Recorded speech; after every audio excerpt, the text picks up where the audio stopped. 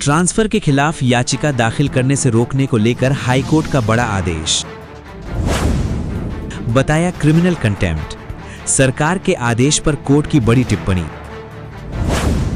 कर्मचारियों के ट्रांसफर को लेकर बड़ा फैसला।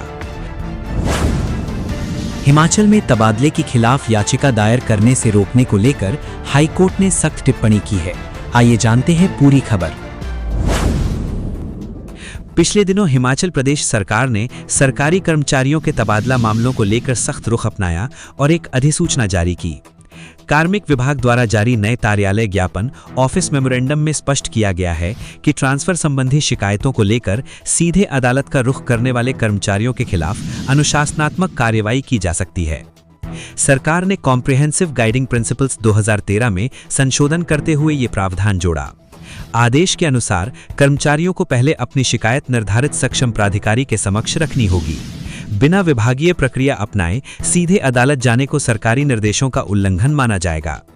ज्ञापन में कहा गया है कि कई कर्मचारी स्पष्ट निर्देशों के बावजूद सीधे अदालतों में याचिका दायर कर रहे हैं, जिससे अंतरिम स्टे आदेश मिल रहे हैं।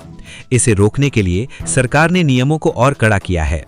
नए प्रावधान के तहत यदि कोई कर्मचारी इन निर्देशों का उल्लंघन करता पाया जाता है तो उसके खिलाफ CCS classification control and appeal rules 1965 सहित अन्य लागू नियमों के तहत कार्यवाही की जाएगी। ऐसे मामलों को दुराचार मानते हुए सख्त अनुशासनात्मक कदम उठाए जा सकते हैं।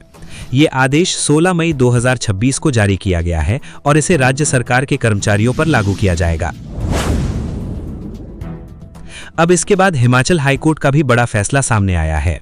हिमाचल प्रदेश हाईकोर्ट ने स्पष्ट किया है कि तबादले के खिलाफ याचिका दायर करने से रोकना न्याय प्रशासन में हस्तक्षेप या बाधा डालने के समान है। अदालत ने कहा कि ऐसा करना आपराधिक अवमानना की परिभाषा में शामिल है। हाईकोर्ट में याचिका दायर करना देश के संविधान के अनुच्छेद 14 और 21 के तहत न केवल यहाँ के नागरिकों बल्कि अन्य लोगों का भी संवैधानिक अधिकार है।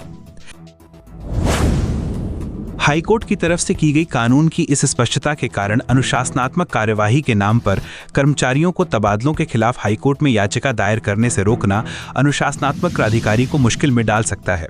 2 दिन पहले प्रदेश सरकार द्वारा लाए गए नए प्रावधान के अनुसार यदि कोई कर्मचारी तबादले के खिलाफ सीधे हाईकोर्ट का रुख करता है तो उसके खिलाफ अनुशासनात्मक कार्यवाही अमल में लाई जाएगी। ऐसे मामलों में संबंधित कर्मचारी के खिलाफ केंद्रीय सिविल सेवा वर्गीकरण, नियंत्रण एवं अपील नियम 1965 तथा अन्य लागू नियमों के तहत अनुशासनात्मक कार्रवाई शुरू की जाएगी। कार्मिक विभाग ने व्यापक मार्गदर्शक सिद्धांत 2013 सीजीपी 2013 में संशोधन करते हुए स्पष्ट किया है कि यदि कोई कर्मचारी निर्धारित व्यवस्था का उल्लंघन कर सीधे न्यायालय जाता है तो उसके खिलाफ अनुशासनात्मक कार्यवाही की जाएगी। इसके तहत फरवरी 2025 में पैरा 22A जोड़ा गया है, जिसमें तबादलों से संबंधित शिकायतों के निवारण की व्यवस्था तय की गई है। कर्मचारियों को निर्देश दिए गए हैं कि वे पहले अपनी शिकायत सक्षम प्राधिकारी के समक्ष रखें।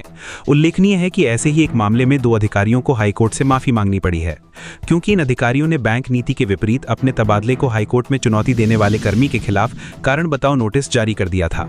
मामला हिमाचल प्रदेश ग्रामीण बैंक से जुड़ा हुआ है, जिसमें क्षेत्रीय प्रबंधक ने प्रार्थी को कारण बताओ नोटिस जारी कर पूछा था कि उसने बैंक की नीति को दरकिनार कर अपने स्थानांतरण के खिलाफ सीधे हाईकोर्ट में याचिका दायर क्यों की। क्षेत्रीय प्रबंधक ने प्रार्थी से पूछा था कि बैंक की नीति की जानबूझकर की गई उल्लंघना के लिए उनके खिलाफ क्यों ना अनुशासनात्मक कार्यवाही शुरू की जाए। उसे कहा गया था कि उपलब्ध विभागीय उपायों का उपयोग किए बिना अदालत का दरवाजा खटखटाने से न केवल संगठन के लिए अनावश्यक मुकदमेबाजी होती है, बल्कि ये प्रबंधन के स्थायी आदेशों की भी अवहेलना भी है। कोर्ट ने इस कारण बताओ नोटिस का अवलोकन करने के बाद कहा कि प्रथम दृष्टया क्षेत्रीय प्रबंधक का ये कृत्य अदालत की अवमानना के बराबर है। इस पर हाईकोर्ट ने कहा था कि क्षेत्रीय प्रबंधक को याचिकाकर्ता को ऐसा कोई नोटिस जारी करने का कोई अधिकार नहीं है।